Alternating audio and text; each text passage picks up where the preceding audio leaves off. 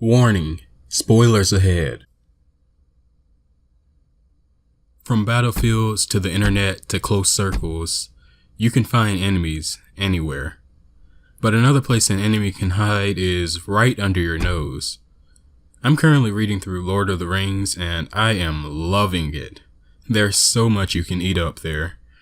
Today, we'll be having a full course dinner over chapters 7 and 8. We've had one, yes. What about second breakfast? Don't think he knows about second breakfast, Pip. What about elevensies? Luncheon, afternoon tea, dinner, supper. He knows about them, doesn't he? I wouldn't count on it.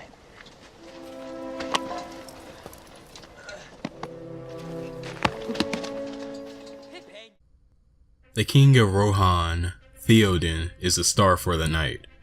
The relationship between our protagonists, or that just being Gandalf in this context, and the king is pretty strained.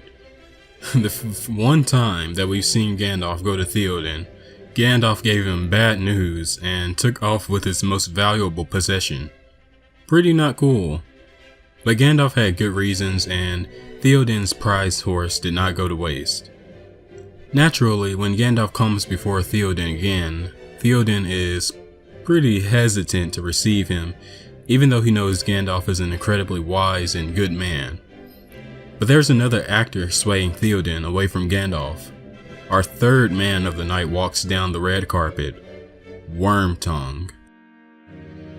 Wormtongue is the one who has been goading Theoden into staying put in his castle in spite of the rising power of Saruman and the Dark Lord.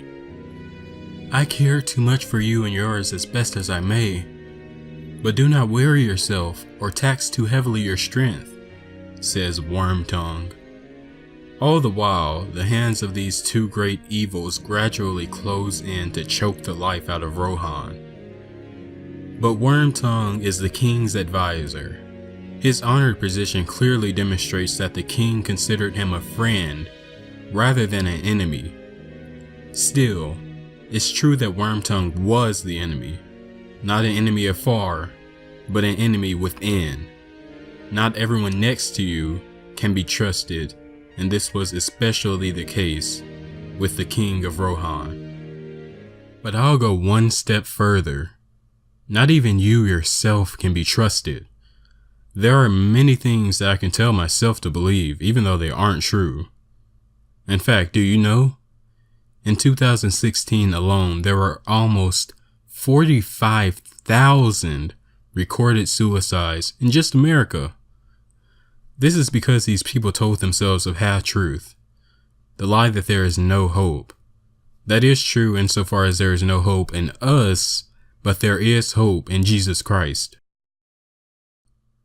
And we can tell ourselves all sorts of less gram things that are still just as destructive. I can fool myself into believing that my desire to be liked is not actually a fear, it's really a good thing. You and I twist things very easily because we truly have an enemy within, ourselves. As the old adage goes, what you want is not always what you need. Well, the Bible says the same thing too, though.